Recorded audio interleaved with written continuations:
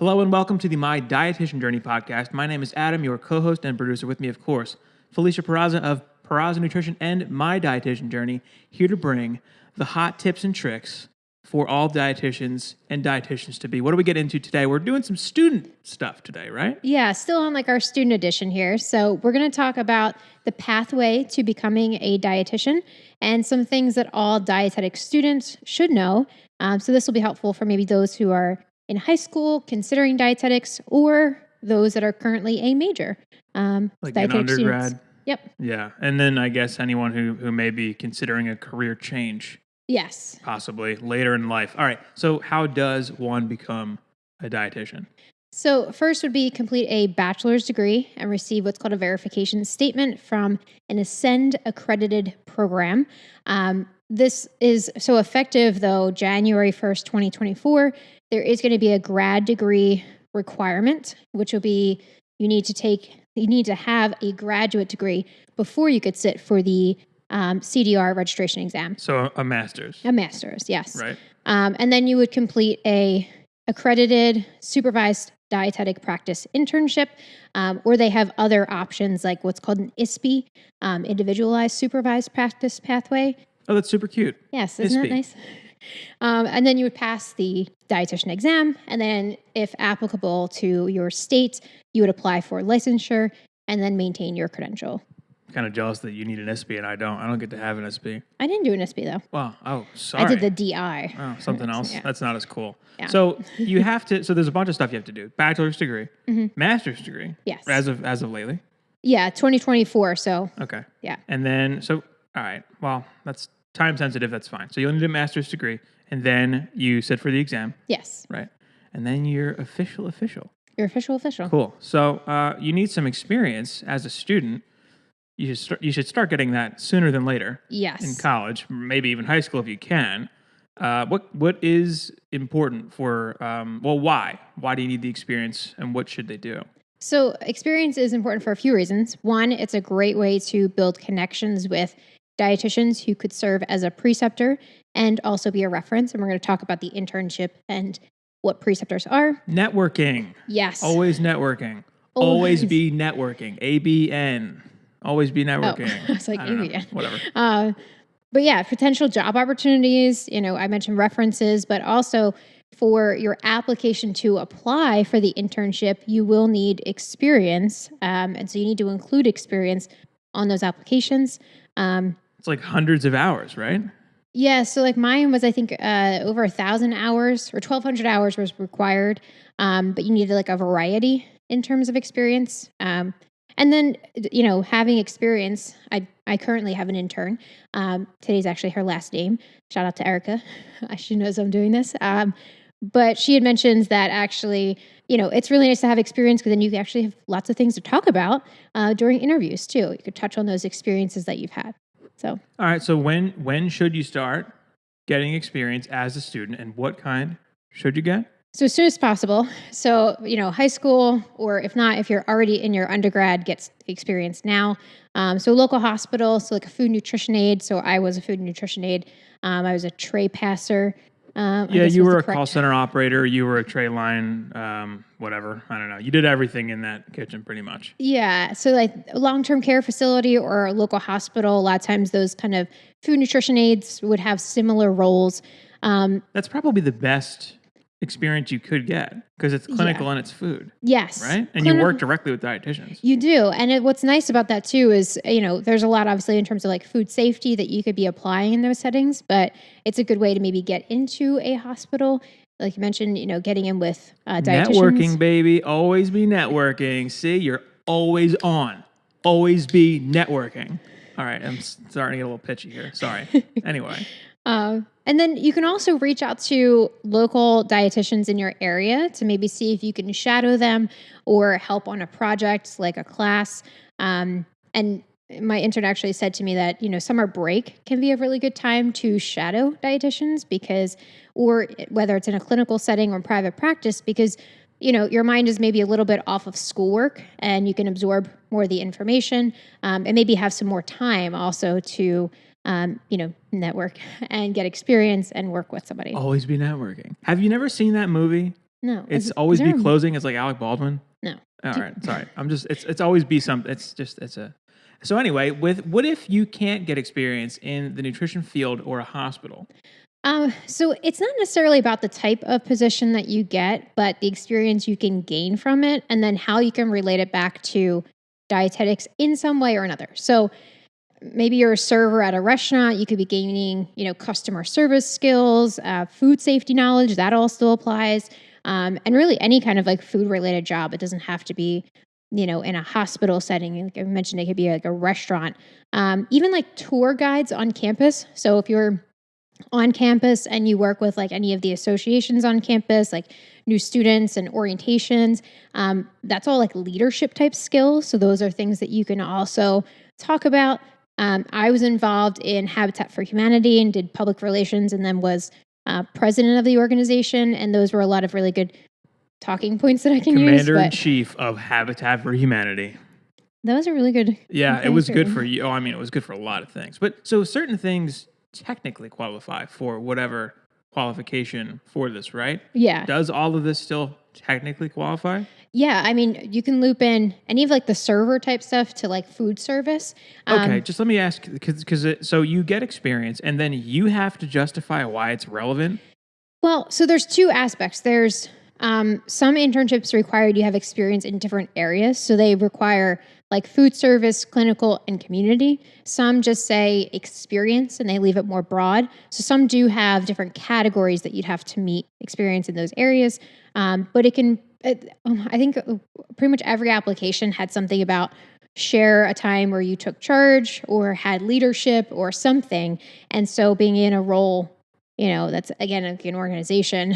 You can glean leadership qualities from a lot of different positions anyway. Like if you're a server and then, things kind of go off one night and you just start calling shots, you slip into your mode because you're the lead server then. Or it can be anything that you tie in. But so that makes sense. I just, I assume they'll need X amount of hours and this and that and that. But if some of them are open, then it's kind of up to you to determine how you tie that in. And there's a lot of stuff that you can tie back in. Anything related to food, even remotely related to food. And then physical safety, too, is probably, food safety is the main thing. All right, so the DI curriculum.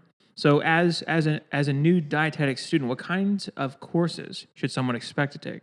So you're definitely going to take things like biology, anatomy, and physiology courses. So I took A&P 1 and 2, so not just the anatomy and all the bones and learning all the bones and the muscles, but also learn all the bones, the physiology part of it too.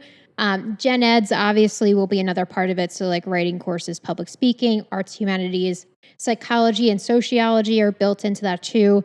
And then chemistry. So I had to take general chemistry, organic chemistry, and biochemistry, which was really fun. Math, so statistics, and then of course your nutrition specific courses. So I took like an intro to the profession, like the dietetics profession, human nutrition, life cycle nutrition, and then things like quantity food production, medical nutrition therapy courses, food science and food service management were also courses that I took. And then there was a couple skill related, so like professional skills in dietetics, which focused on like counseling and then also like management type things too. So I'd like to make a recommendation, if I may. If you can choose this class in your undergrad, business communication. Even if you're not going to go into private practice, knowing how to email people, what an email signature is, how to hold yourself in a business communication setting. So via email, conference calls, it's an important class because you're going to find yourself in those situations and you don't want to be the person who has no idea what they're doing on an email chain. I can't tell you how many times someone replied all to the entire organization with something mundane or kind of dumb. And that person did not take business communication. Just throwing that out there. All right, what are some of the hardest classes? So definitely the science classes, so like anatomy and chemistry, at least for me, it's just, it's so much information and then it's not necessarily directly related to what you might be doing as a dietitian, like memorizing all of the bones in the human body. And I think there's 206 in the skull. Classic knowledge that everyone needs. Yeah, so, and you're in a lot of these classrooms too, you might be in a huge lecture hall with lots of students too. So depending on where you go. If it's a college, university, there might be smaller class sizes, but a lot of times these science courses tend to be, pretty large. And then medical nutrition therapy, that was definitely one of the harder courses too, because you take it later generally in your curriculum, but you start to apply a lot of what you learned, and there's no like cookie cutter answer. So it's a lot more critical thinking that's involved too, and looking at case studies and scenarios. So it's a lot of practice, and it's a really great course because it's obviously a lot of what you're going to do as a dietitian. But it was just a lot of mixing the science and then also the skill related stuff together too. You had a rough time with organic chem, right? Biochem in particular, which I retook, and no shame in that. And also anatomy and physiology too. I had a retake, and sometimes you I did better retake. the second time around, but they were definitely That's how hard. it goes sometimes. I had to retake calc once, and I never took it again. Trig, calc, why? Who needs that? No one. Literally no one. Let's get rid of it. Any suggestions you have for success in college? So if you can prepare your course load, generally if you're in like a nutrition and dietetics major as an undergrad, they have kind of a pre-planned outline of how you would take the courses, but there's usually a little bit of wiggle room. I found it was really hard to take a lot of the science classes together, and I kind of wish that I would have maybe taken a summer class or taken anatomy or a chem class at like a local community college, because it was just kind of a lot to have that and chemistry and the nutrition related courses all in one. So if you can maybe offload like onto the summer, I know a few of my fellow classmates had done that and did a lot better because they had just that one course to focus on. But taking advantage of resources at your college, and I really wish that I would have done more of this, but like tutoring opportunities, utilizing office hours and meeting with your instructor, and then they're going to have a writing center, which could be super helpful for not only like resume help, obviously writing papers, but also when you get to the application process, like reviewing your personal statement can be really helpful before you apply for those internships. And then there are some helpful resources outside of college. You can always jump onto YouTube. I know are you a fan of Khan Academy? Have you? I've actually liked their stuff because it's simplified. And sometimes like with the science courses, I found that like with the chemistry, they moved a little too quick for like how I gathered information. And so I bought like a Chemistry for Dummies book. It was one of those. And that was actually really helpful because it simplified the basics. And so once I could understand the basics, I could obviously build on that.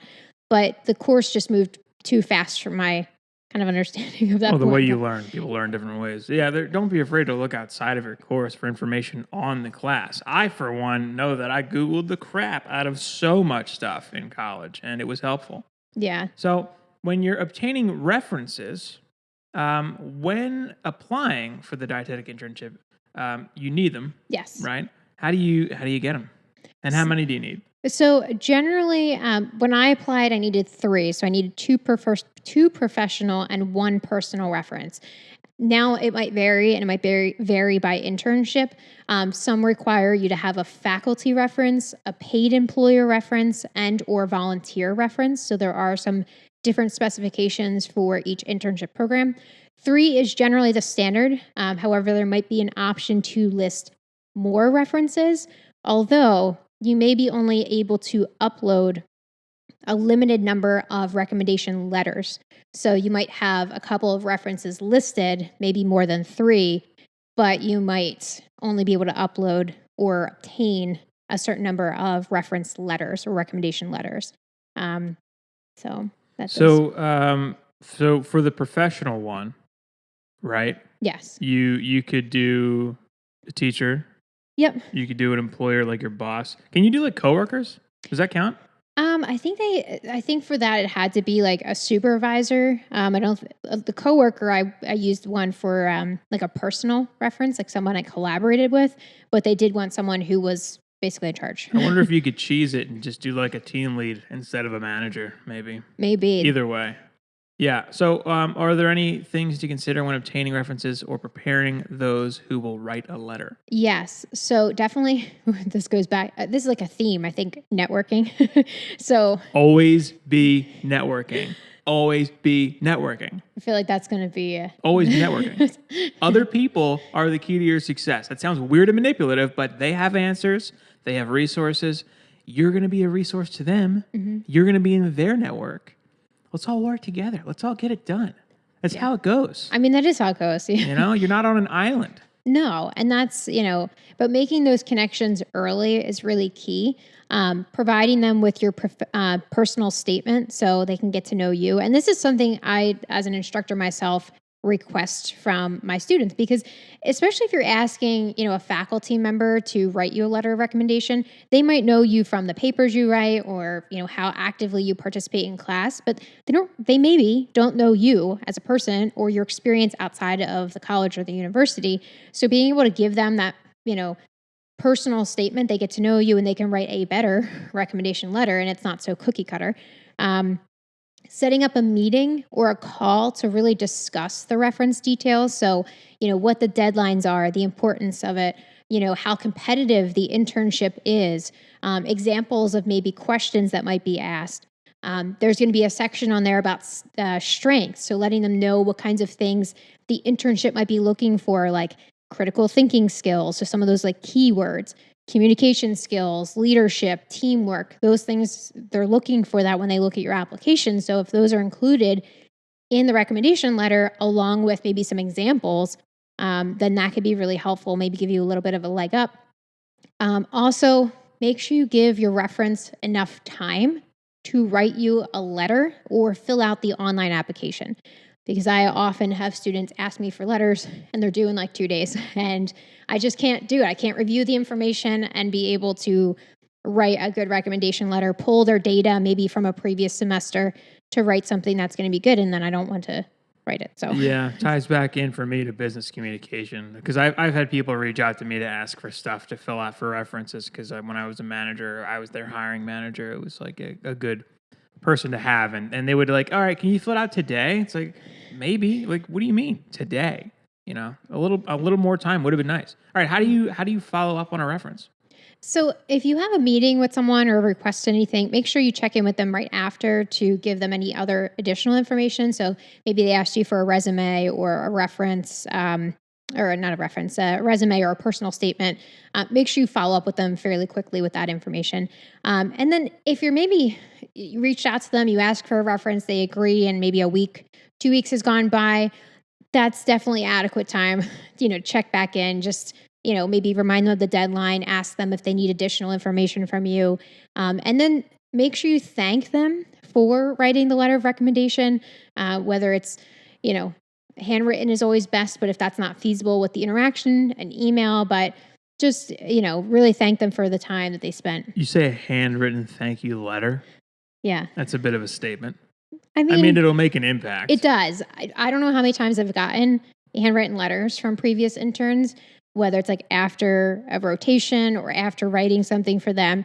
And I don't think negatively about those who don't write it, but it makes an impact if you do. Yes, I remember those. It'll perhaps strengthen your mental recollection of that person. Yes. So that if they reach out to you in the future, you have that fond memory of them. Mm-hmm. And they are in your network because they're always networking. Boom. Tied it in again. How many times? That should be the title for this podcast. Always be networking.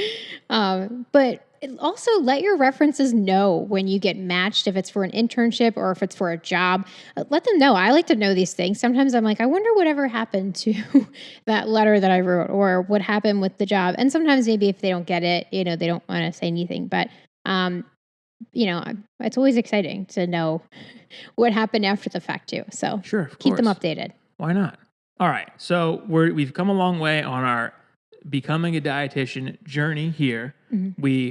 We got some experience maybe in high school. We got through undergrad. We got through our grad program. We got some references. Now we're going into our internship. We need to find preceptors. Yes. How do we do that? So if you are doing a distance program, a distance dietetic internship, you will likely need to be setting up your own preceptors.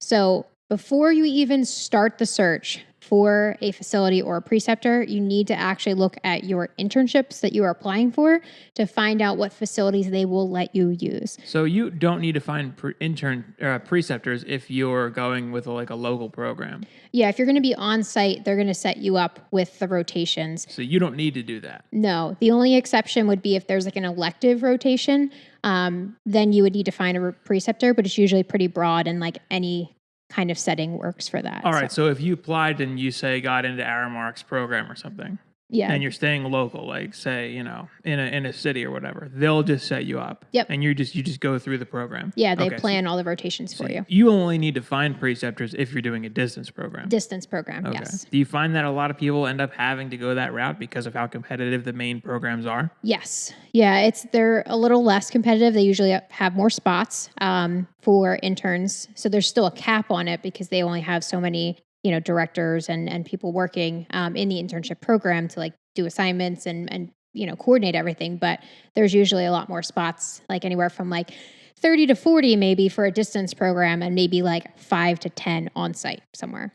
Yeah, it's not enough to be a good student to reliably get into the best of the best, quote unquote. I mean, it doesn't really matter that much. But, if you really want to work for a certain company and you want to do their internship program and you know that, you better get on it right away with all your stuff, You better have the best of the best everything. You got to be a real tryhard just to get into Sodexo's fancy schmancy internship program. So anyway, I'm not trashing Aramark or whatever, any company. It's just, they're very competitive. Yes. All right, so if you're looking to set up your own preceptors, we've got tips for that. Yes. Okay.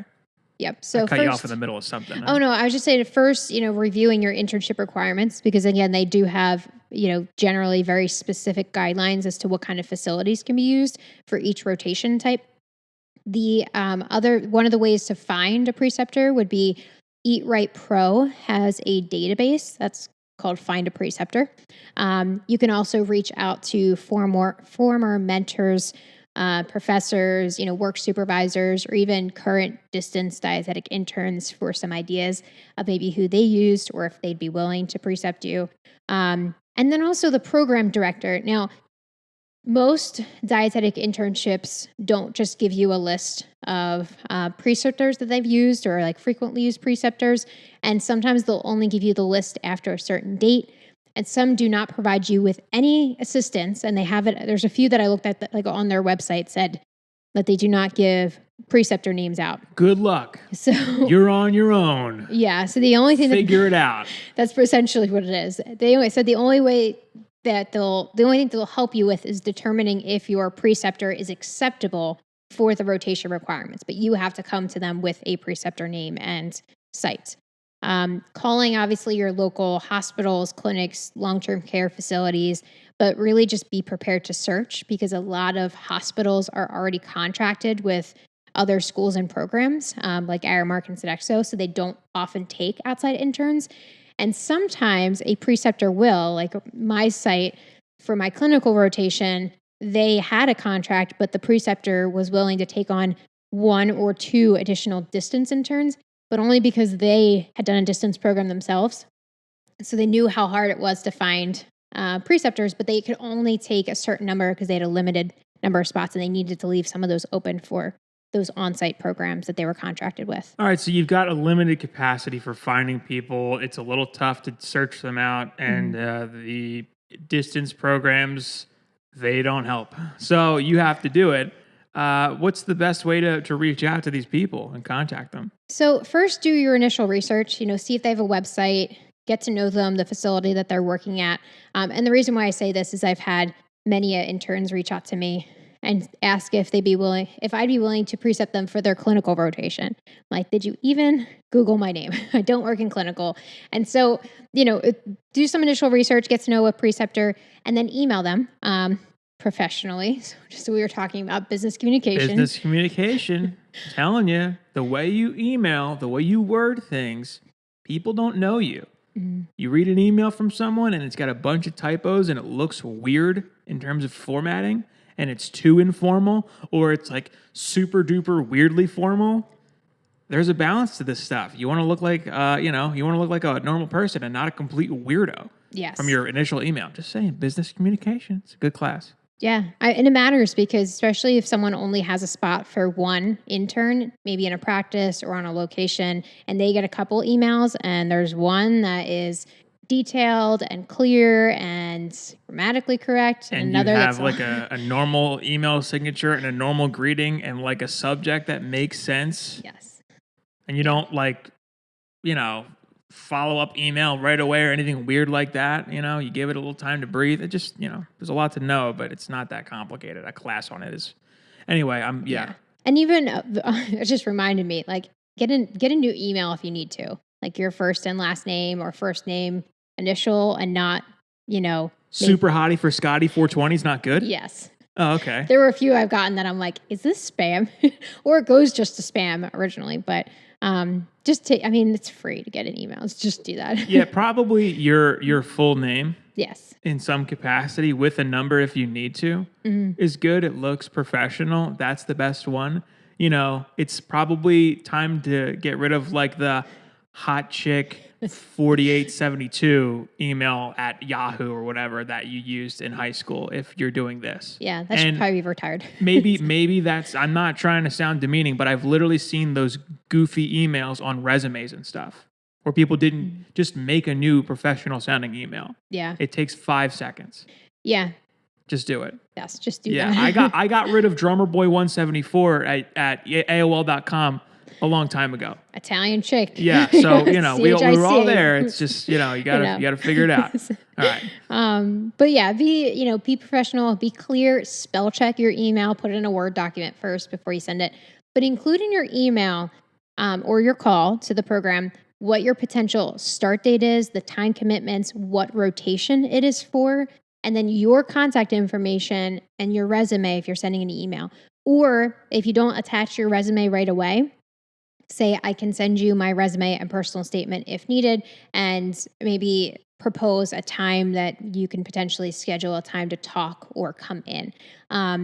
But one of the biggest things is that I'll get an intern that'll email me through a database, and then they don't include their contact information. And so it's just like their name, and there's no like email attached to it or phone number. So make sure you always put that in there, even if you're emailing through like a database, because sometimes it doesn't show. That's a pro tip right there. I didn't even think about that.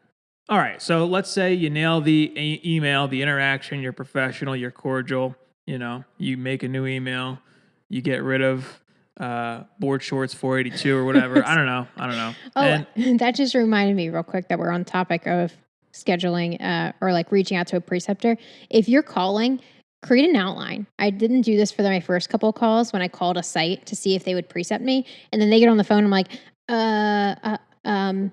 Yeah, you're like a light script or just something to greet them with, to prepare as much preparation as you can to, when you're on the spot, you don't think about how that interaction will go. You're like, hey, what's up? Like just not, You're ready for it. So. Or you maybe wouldn't think that someone's going to answer, or they're like, oh, the dietitian's in, they could talk to you now. And it's like, I wasn't prepared for this, So yeah, a little bit of preparation. Yeah, just like a couple sentences. Again, your name, why you're calling, the rotation, and then like a callback number. Just brief, really. That might seem lame to you, and you might think, well, whatever, I'll be fine. I talk to people on the phone all the time.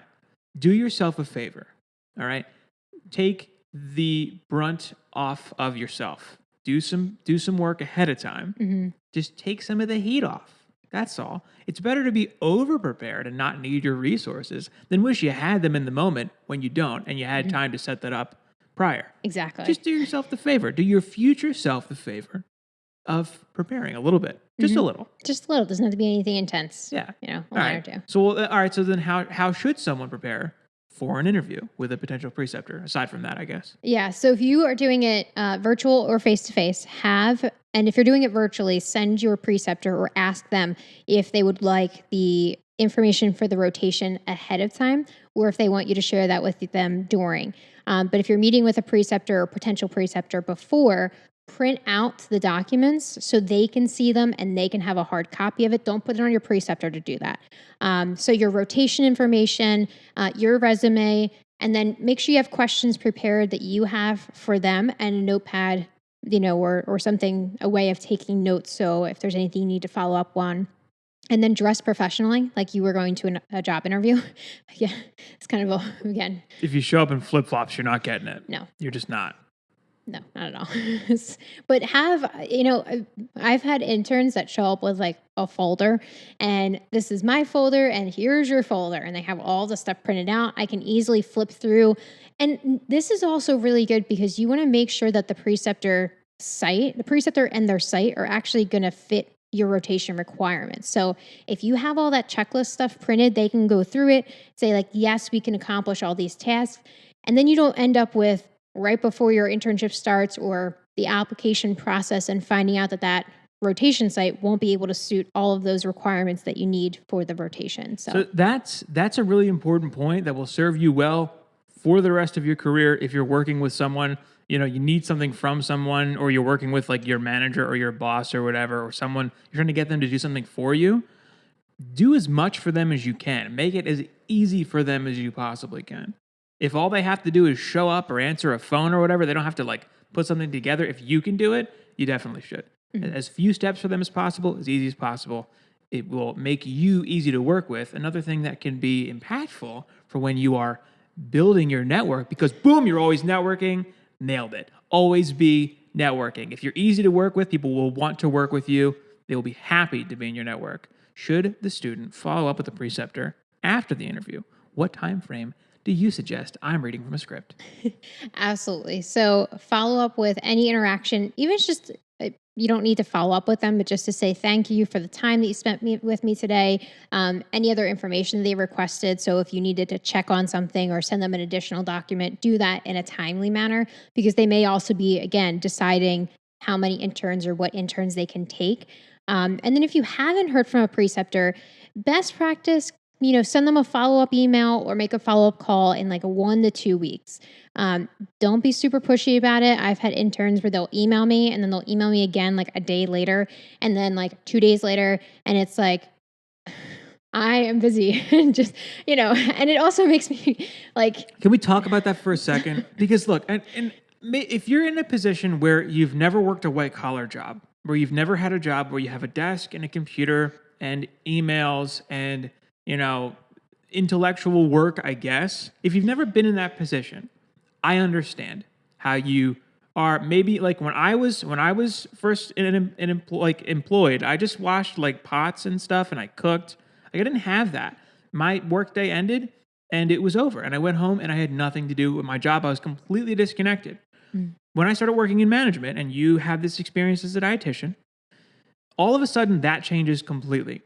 You're working your job, you're doing things, something comes up, and you have a list of tasks to do. You have to do that thing right away, and then you have this thing that's due Friday, and you've got something going on the 1st of next month, and it's in your calendar, and then someone sets up a meeting, and now you have that meeting, and that's next week, and you had something else you have to rearrange. Things just pile up. And when you ask someone for something, and you want it today or tomorrow, or whatever, and they don't get back to you right away, or if you need something and it's like they didn't respond to an email right away, it's probably because they have like 6 other things that they need to do that day, and then they have something else that they're in the middle of that's suddenly changed in priority. It's not that it's difficult work physically. It's just that you have to mentally prioritize and reorganize things on the fly all the time.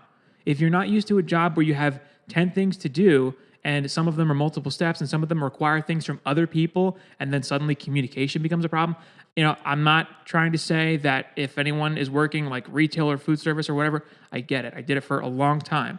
It's just a different kind of work. Mm-hmm. That's all. So try to be empathetic with these people when you reach out to them. If they don't reach out to you right away, if they don't respond right away, they're probably not ignoring you. You're probably on their list. They just have other stuff to do. That said, if a week or two does go by, it's possible that you slip through the cracks, which is why you want to give these people as much time as you can, and don't be pushy when you follow up. Probably what's going to happen if you did slip their mind and you reach out a week or two later, they're going to be like, oh, so sorry, blah, blah, blah. Like that's how it was for me. Whenever I had to get back to somebody on stuff like that, I'm sure it's happened to you, probably not to you as much, but. No, but that has happened. Or like I keep saying like, oh, I need to get back to this email. I need to get back to this email, and not realizing that there's maybe a certain time frame on this email that I need to get back to on. And so I keep like pushing it because I'm prioritizing other things in my day that I'm like, okay, I need to get this done right away. And then someone will follow up and be like, I just want to touch base because this is due. And I'm like, oh, I'll do that. I'm so sorry. Let me get to that now. And then I, reprioritize it. But if you keep excessively, then I have to like, all right, now I need to put this on this. And it's just like, then it's like too much on me. And then I also, then I'm like, I don't want to, they can't relax a little bit. But it's hard to explain the compounding web of tasks when you have that kind of position, when you have that kind of job, when it's multifaceted and you have to, suddenly your primary skills become communication and time management rather than a mechanical or technical skill. Yeah.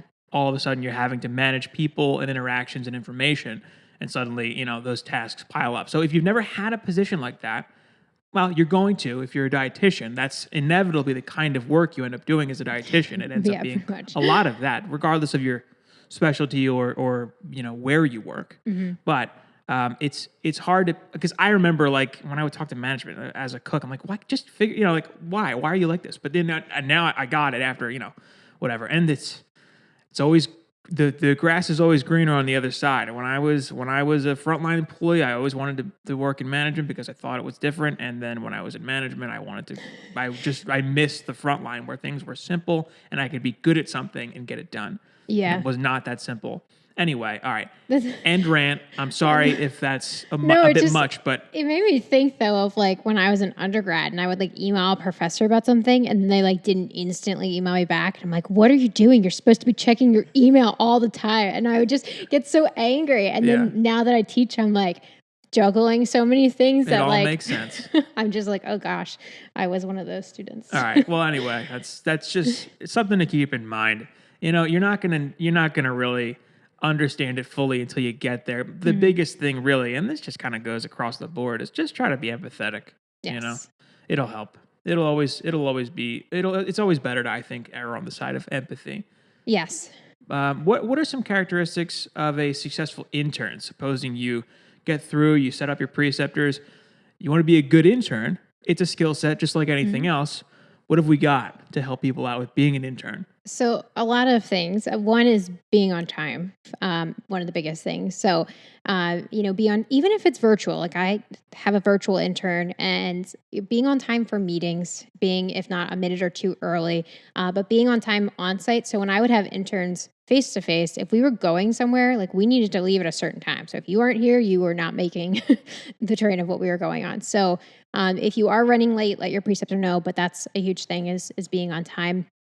Being prepared, which is a lot of what we talked about today, but being prepared for your rotation. So having all of your assignments organized, knowing what is expected of you, and have something to do when there's downtime. So this could be like reading journal articles, working on assignments, or maybe even studying for the dietitian exam. Ask your preceptor what that might be, if they have things for you to work on during downtime, or if you're okay to work on your assignment related stuff. But definitely come prepared. Communicate with your preceptor is another huge thing. So communicate, if you set up your rotations, before, you're going to be setting up your preceptors before you apply, and then you might not be seeing some of those preceptors for maybe a year or 6 months or so. So let them know if you got into the internship, and then communicate with them at least a month out before you start with them, and then communicate with them consistently. So a few of my interns, which I think was a good time frame, was about a month out, emailed me to confirm the start date and time, and then emailed me like a week prior to just check in to see if there was anything they needed for the first day, specific maybe dress code or anything like that. And then the day before, and usually I send like an email out the day before, but it was really nice to have that check-in from the intern, because again, as the preceptor, you are likely juggling a lot of things. And so if you take the responsibility as the intern to reach out to them and say, hey, I'll be starting with you, that's really helpful. Being organized is another huge quality for sure. That's basically your personality. Yes. Organized. And one of the things, and I must have said this about 50 times to my current intern, is that being open to feedback, and being willing to make changes. You don't know everything as a dietetic intern. And that's okay. That's the whole point of the internship is you're learning all this different information, but being willing to take that feedback, the criticism, whatever it is, and then apply what your preceptor said to, and be willing to make those changes. So that's another huge thing that I look for in my interns is, are they open to me giving them any kind of feedback? Yeah, definitely. That's some general life advice too, right there. Being organized, being early. It took me a long time to learn that being on time isn't being on time, and that being early is always better. And not just being early, but allotting more time for tasks than you think you'll need, because you inevitably always underestimate the amount of time you need to do things to get places. So give yourself the extra time, and that preparation plays into it the same way. You don't have as much time as you think you do. No. That's always my experience. We just moved. If you're watching this, we are in a new house. We started packing early. We thought, oh, we're so ahead of the game. We are so ahead of the game. We are nailing this. And then the day before we packed the moving truck, it's like, we're not ahead of the game. We have so much stuff. Throw it all in boxes. Everything. Yes. So, but that's just, when you think you're ahead, you're actually you're right where you need to be. And if you think you're right where you need to be, you're probably behind. Yeah, because your rotation is going to go so fast. Like you might start and be like, oh, I have 13 weeks or 6 weeks. But as soon as you get into it, it's going to fly by. So if you are prepared for the rotation, you know what's expected of you in terms of like your assignments and your competencies that need to be met. You communicate with your preceptor on that consistently because they're not always going to be thinking about what your competencies are. So if you can check in with them on that, weekly meetings or daily check-ins, whatever works for the both of you together, which is again where communication comes in, you won't get to the end of your rotation and have 3 days left and be like, oh my gosh, we need to meet all of these competencies and how are we going to do it? So yeah, your head's going to be spinning. You're going to be doing so much new stuff so quickly. We had another podcast where we talked about a lot of specifics with the internship, just the internship. I'll leave a link for that if you're interested in checking that out. But yeah, your head's going to be spinning. So much new stuff during this period. Yeah. So any other specifics for being successful, valuing the internship, looking for the learning opportunity? Yeah, always, look for the, you might not love every rotation. And I think we mentioned this on the other podcast too, is that, not every assignment, not every competency will relate to what you want to do in your future career, but you can always find some kind of learning opportunity. But also really be willing to be flexible and adaptable to any kind of changes that are going to happen because they will happen. And what? I'm looking at our notes here. And I see a phrase that... Oh, gosh. What? What else should interns be aware of in the dietetic internship? I forgot to put that in there. What does it say? You are always networking. Boom! Always be networking. I didn't even read this. Oh, wow. Nailed it. I forgot I put that in there. I am psychic. I'm like Nostradamus over here, figuring stuff out. I got to read your mind. Always be networking. You are always networking. Boom. Always on. Mm-hmm. Bam. Nailed it. All right.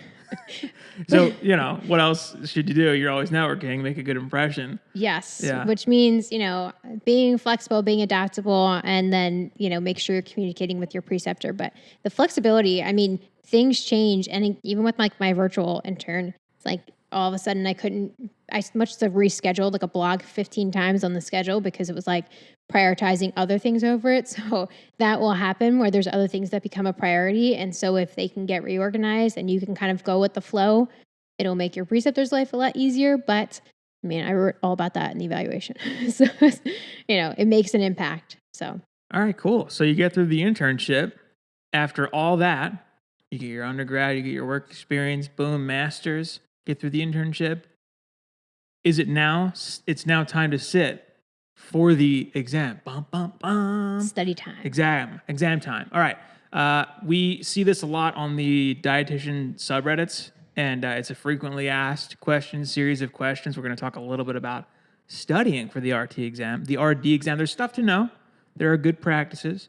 So after you complete your internship, you've got the RD exam. What tips and suggestions do you have for studying?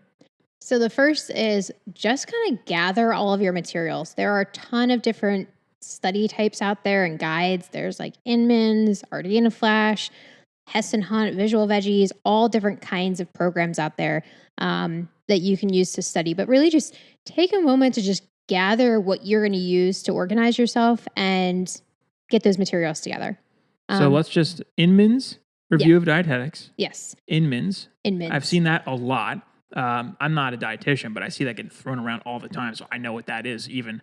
RD in a flash cards. Yeah, they're flashcards. So if you're a note card person, these were really helpful. I found I could like grab a couple and throw them in my bag. I also made note cards from Inman's, but these are just made for you already. So it was nice to be able to grab some and study during downtime easily. Hess and Hunt is pretty similar to Inman in that it's like a big outline book. I don't know what it looks like now, if it has CDs with it, but previously they didn't have any CDs. It was just the book itself. And then this Visual Veggies. What is that? Visual Veggies. Actually, quite a few of my interns had that through their internship. Like they had a subscription for it. It was like study questions for the exam. And then the CDR has an outline, which we're going to link in the description. Description, show notes. And then they have what's called a pocket prep, which is also like study questions too. Okay, that's materials that you would recommend people at least look into. It seems like Inman is sort of the standard. Yeah. Seems like everyone gets that. Most people do. It's very comprehensive. I still have mine, which is outdated at this point. Not sponsored. Yeah, and it just has so much information in it. And then what I did was I actually took my like undergrad resources that matched and like put it in with the outline to just kind of fill in the gaps for me. All right, so that's the materials. Other things to consider? Planning your study timeline. And I actually did this during my internship towards the end. So before I finished the internship, I started making note cards from the Inman book. And then I did a little bit each night. So then that way I was able to really just kind of transform the whole entire book into note cards, which is the way that I study best, is through note cards, not reading. And then for the disease states, I actually made charts where I listed the description and then the treatment or the diet protocol. And then I would try to study and read through just some of my nutrition notes daily. But I started kind of preparing the materials and then started the study timeline. And then I actually created the timeline. So I used a 6-week timeline for my studying. And so other interns in my cohort did 3 weeks, 4 weeks, 5 weeks, but I thought 6 was good for me. So week 1, I got all my stuff together. I made index cards. I set up a study schedule and time frame blocks. Weeks 2 to 4, I did 2 hours in the morning and then 2 hours at night. And I took a single domain each week. So 1 week was food science. 1 week was disease states and MNT. So I really broke out all of those domains. Week 5, I started doing 4 hours a day with breaks. I didn't just sit for 4 hours. And then week 6, I just literally reread the entire Gene Inman book. I rewrote my notes. That's also the way that I learn, is by rewriting things. And then 2 days before, I reviewed answer keys to the test, the practice test. I focused on concepts that I needed to work on. And then I spent like 8 hours in the day studying on and off. And then, it's really important to just find a study method that'll work for you. So like for me, the note cards and the writing, like the repetition, really helped to like solidify the information in my head. For other people who don't learn that way, for instance, maybe people are like me, I learn through listening more, better. Are there materials that are audio related, audio books, CDs, or not? I don't know CDs anymore, but people, they exist, but like, come on, who has a CD player? I don't know. So Inman, it came with CDs. And so actually when most of the interns I worked with had CD players in their car, they would listen to them on the way to their internship. Others downloaded them onto like the phone, and then that way they can like listen to them while they're at the gym.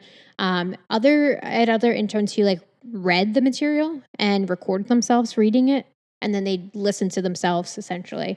But those are other options too, if you're that kind of learner, to do audio. That was just, I don't know. You are, maybe you're not a unique example of someone who learns that way, but you're the only person that I know that learns via I guess rewriting something is a good way to learn. That'll really stamp it into your brain. Yeah. And like making charts and like diagrams like that really helped. I mean, I did that for my anatomy stuff too. When I like retook the classes, I like rewrote notes, but like made diagrams, and that was just a lot easier for me to visualize the information, but also like, writing it again helped. Yeah. So there's like 3 types of learners is what I always hear: visual, auditorial or audio, and kinesthetic Kinesthetic, learner. yeah. So what do you do if you're a kinesthetic learner for this stuff? You just jump around while you're reading it? And no, it's like hands-on too. So like sometimes, or even like the highlighting, like part of it too. Any kind of physical action you can associate with learning things. Or like like some people will walk and read, so it's on the treadmill or a bike. So there's, and then like hands-on, like with, like application type stuff for like, like a lab kind of thing. If you can. Yeah, if you can do something like that. All right. So that's studying. Important to allot yourself quite a bit of time for this. Yes. Good to not have a lot on your plate while you're preparing for this exam.